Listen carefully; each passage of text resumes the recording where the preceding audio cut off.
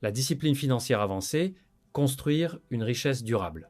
La plupart des gens ne manquent pas d'argent, ils manquent de discipline financière parce que gagner de l'argent, c'est pas le plus difficile.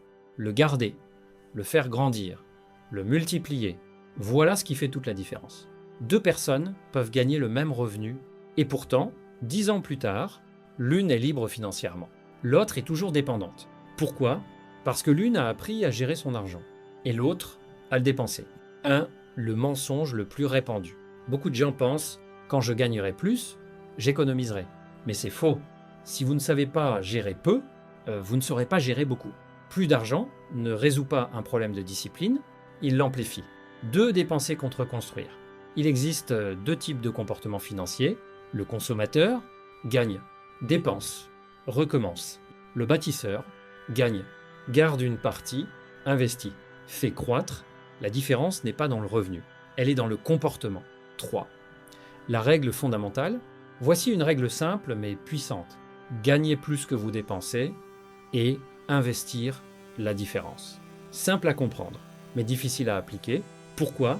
Parce que cela demande de la discipline. 4. Se payer en premier. La majorité des gens paient leurs factures, leurs dépenses, leurs envies. Et ceux qui restent, parfois, ils l'épargnent. Les personnes disciplinées font l'inverse. Elles se paient en premier, elles mettent de côté une partie de leur revenu dès le départ, même petite, mais constante. 5. Le pouvoir du temps. La richesse ne se construit pas rapidement. Elle se construit progressivement grâce à 2 forces. La régularité, le temps. Investir une petite somme chaque mois peut sembler insignifiant. Mais sur 10 ans, 20 ans, cela devient énorme. 6. Le piège du crédit. Le crédit donne une illusion de richesse. Mais en réalité, il enlève votre liberté. Chaque dette réduit vos options. Chaque remboursement limite vos choix. Comme le disait souvent Jim Rohn, l'emprunteur devient le serviteur du prêteur. 7. La discipline du long terme. La richesse ne vient pas des décisions impulsives. Elle vient de la patience. Investir régulièrement, résister à la tentation de dépenser. Penser en années, pas en jours. 8. L'argent comme outil. L'argent n'est pas une finalité, c'est un outil. Un outil pour créer de la liberté, protéger votre famille, investir dans vos projets, choisir votre vie, mais sans discipline, cet outil devient incontrôlable. 9. Changer son identité financière. À un moment, ce n'est plus une question d'argent, c'est une question d'identité.